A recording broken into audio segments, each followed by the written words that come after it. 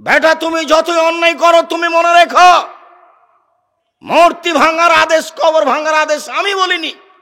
আমি বলেছি এই কথা, বাংলাদেশের মাটিতে যদি হিন্দু হিন্দু ধর্মের কথা বলতে পারে, বাংলাদেশের মাটিতে যদি ইহুদি ইহুদি ধর্মের কথা বলতে পারে, বাংলাদেশের মাটিতে হিন্দু যদি হিন্দু ধর্মের কথা বলতে পারে, আমি আব্দুর রাজ্জাক বিন ইউসুফ বাংলাদেশে হাদিসের অনুবাদ করতে পারি।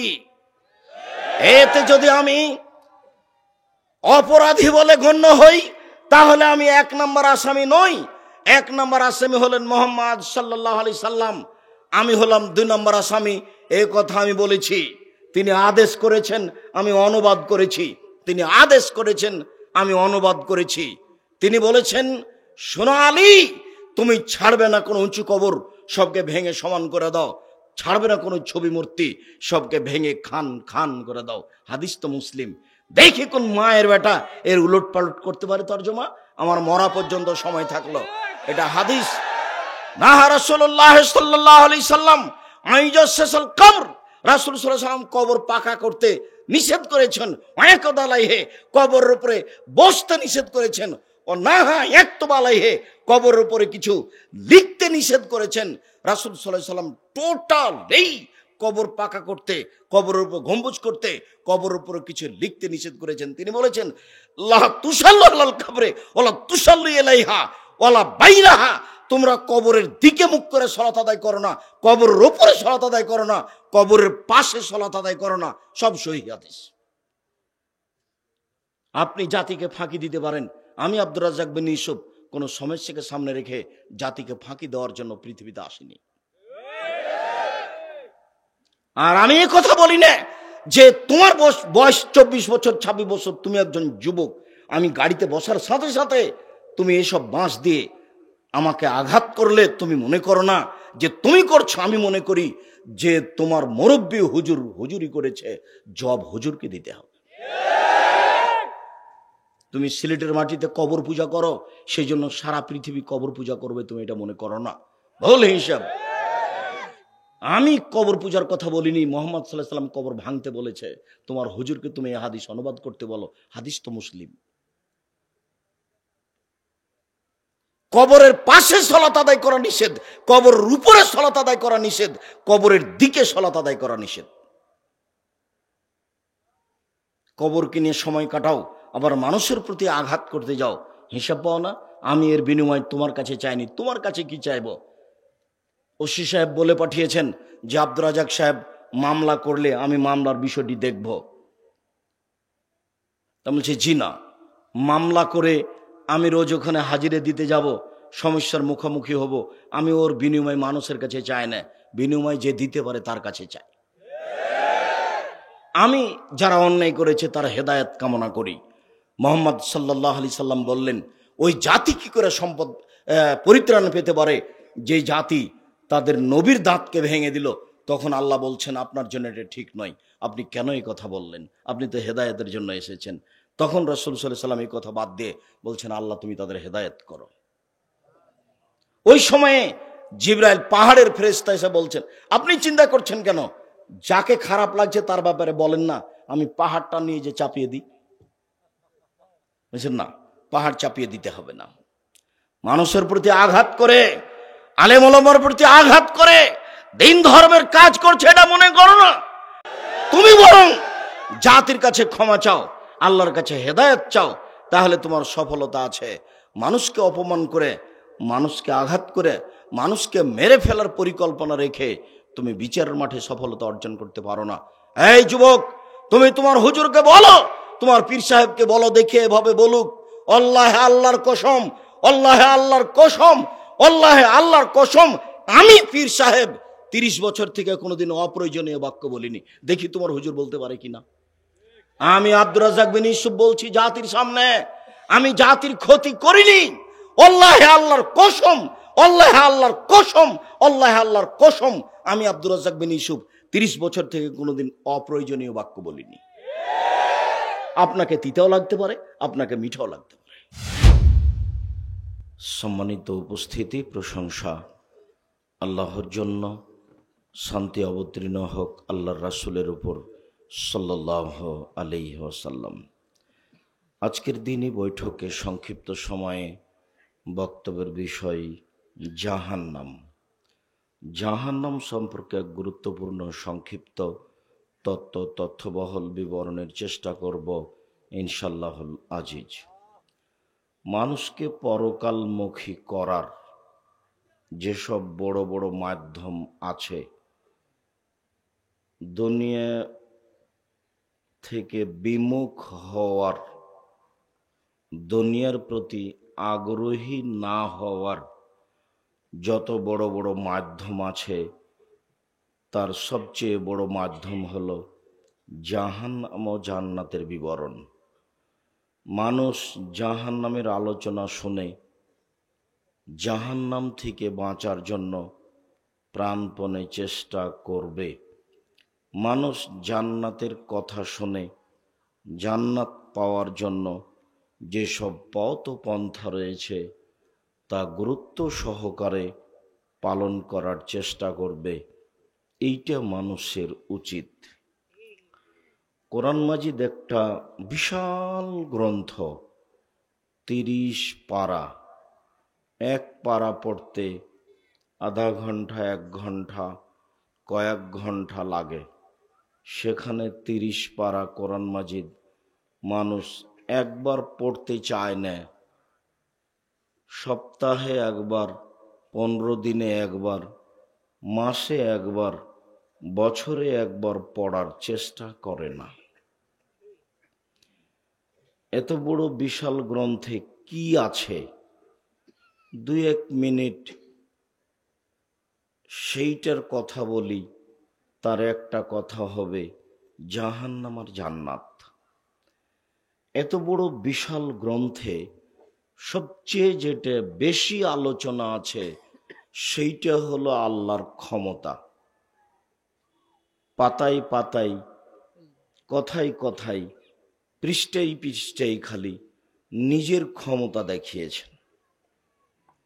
ক্ষমতা দেখাতে গিয়ে সবচেয়ে যেটা বেশি ব্যবহার করেছেন সেটা হলো আকাশ আর জমিন।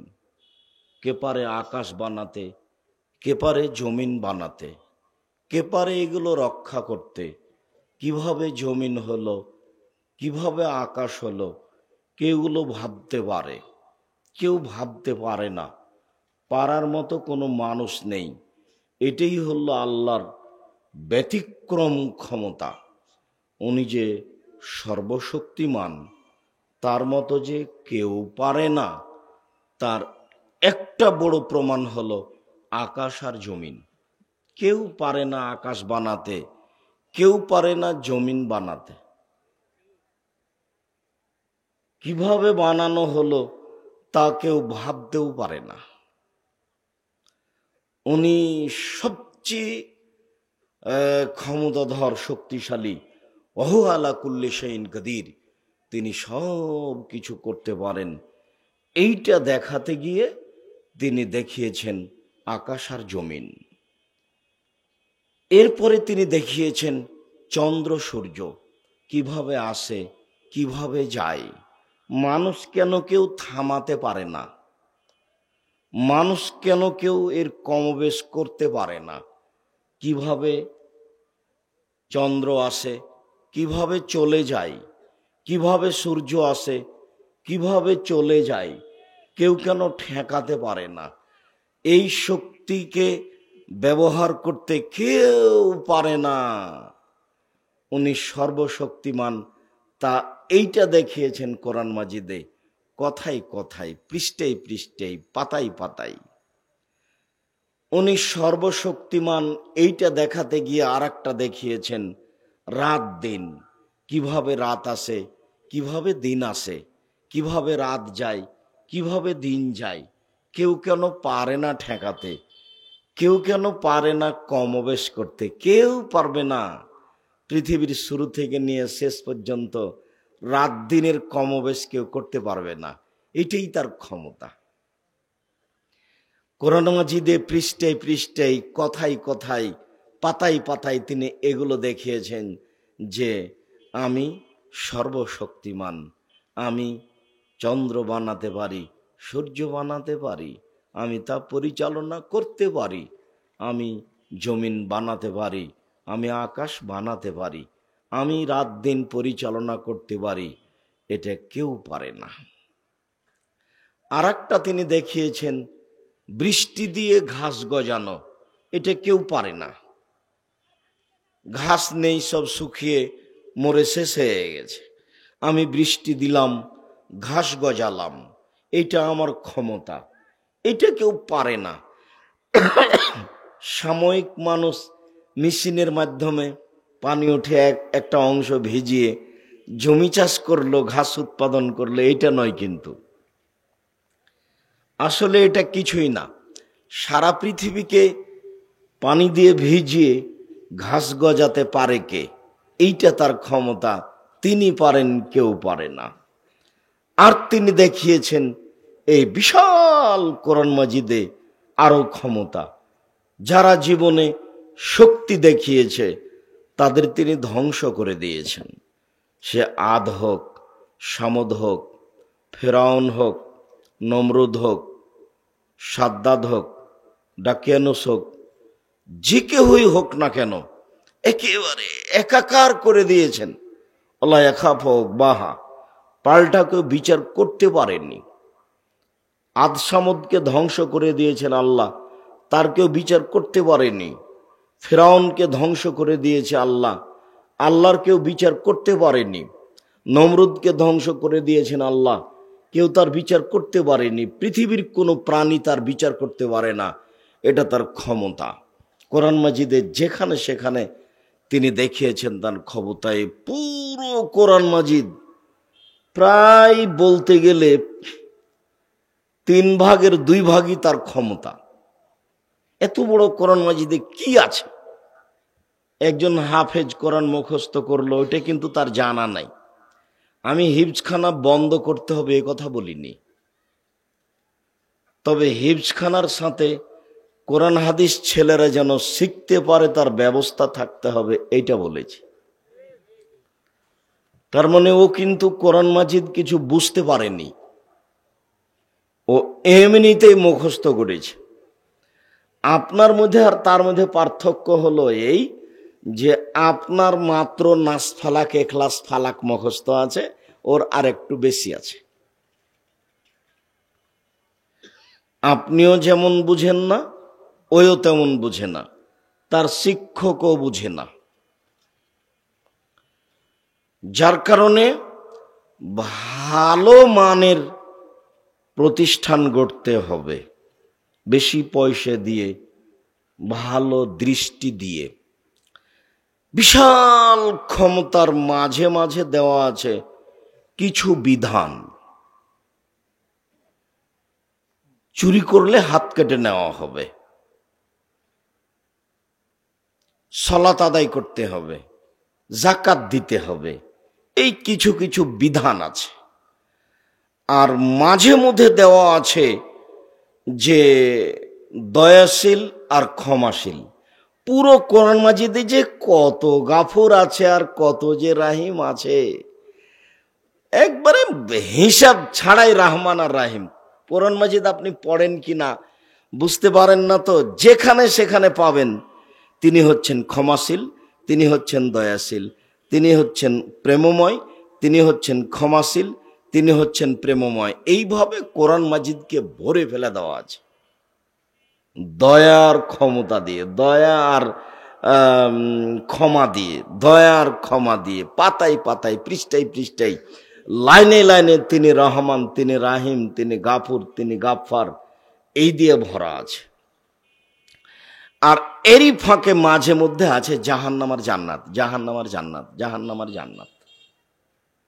এক জায়গাতে জাহান্নাম বলে আল্লাহ থেমে যাননি, কত যে জাহান্নামের কথা বলেছেন আর জান্নাতের কথা বলেছেন। মাঝে মধ্যে জাহান্নাম আর জান্নাত, জাহান্নাম আর জান্নাত। 30তম পারার ছোট ছোট সূরাগুলো তো মাঝে মধ্যে বলেছেন জাহান্নাম আর জান্নাত। সম্মানিত দিনী ভাই বোন, এই হলো কোরআন মাজিদের আলোচনা। 30 পারা কোরআন মাজিদের আলোচনা আপনাদের সামনে হয়ে গেল। এইসব আলোচনা আছে কোরআন মাজিদে। আপনি না বুঝলেন না আপনি পড়লেন, দুনিয়াতে আসা আর যাওয়া হলো পশু প্রাণীর মতো। পশু প্রাণীও এসেছে, বড় হয়েছে, তাকে একদিন মানুষ জবে করে খেয়ে নিয়েছে। কেউ জবে করে না খেয়েছে, তখনও মরে গেছে। ওর আসা যাওয়া যেমন হলো, আমাদেরও পৃথিবীতে আসা যাওয়া তেমন হলো। আমরাও বুঝতে পারলাম না যে এই কোরআন মাজিদে কি আছে, কেনই বা আল্লাহ পাঠালেন। এর জন্য প্রতিষ্ঠান একান্ত জরুরি। আজ আমরা দিনী দল সংগঠনে আছি, যদি প্রতিষ্ঠান না থাকে তাহলে এগুলো একদিন থাকবে না, সব হারিয়ে যাবে। দিন ধর্মের কথা মানুষ জানতে বুঝতে পারবে না। আর যখন মানুষ প্রতিষ্ঠান গড়বে, দিন ধর্ম বুঝবে, জানবে, তখন তার মাধ্যমে আর বাকি কাজগুলো সহজ হয়ে যাবে। যার জন্য প্রতিষ্ঠান একান্ত জরুরি, অতীব জরুরি। আর আমি আব্দুর রাজ্জাক বিন ইউসুফ তেমন কিছু করতে পারছি এটা আমার মনে বলে না, তবে আমার মনে বড় স্বাদ, আমি এদেশের মাটিতে উন্নত মানের প্রতিষ্ঠান গড়বই গড়ব ইনশাআল্লাহ। এদেশের মাটিতে উন্নত মানের প্রতিষ্ঠান গড়বই গড়ব ইনশাআল্লাহ। এদেশের মাটিতে নয়, ভারত, বাংলাদেশ, পাকিস্তানে নয়, এশিয়া মহাদেশে সবচেয়ে উন্নত মানের প্রতিষ্ঠান গড়বই গড়ব ইনশাআল্লাহ। সেটাই জামিয়া সালাফিয়া। আপনি সহযোগিতা করলেও হবে, না করলেও হবে, হবেই হবে ইনশাআল্লাহ। তবে আপনার কাছে আমি যেটা দাবি রেখেছি সেটা দোয়া করবেন, আল্লাহ তুমি জামিয়া সালাফিকে কবুল করো। বাকিটুকু কিভাবে হবে সেটা আপনাকে চিন্তা করতে হবে না, তবে হবে ইনশাআল্লাহ, হবেই হবে ইনশাআল্লাহ। জামিয়া সালাফে এখন প্রায় ৩,৫০০ ছেলে